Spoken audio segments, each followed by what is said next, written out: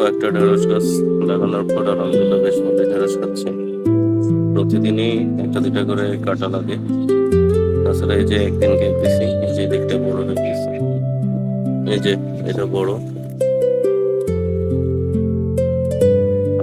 দেখি সামনের গুলো কি অবস্থা।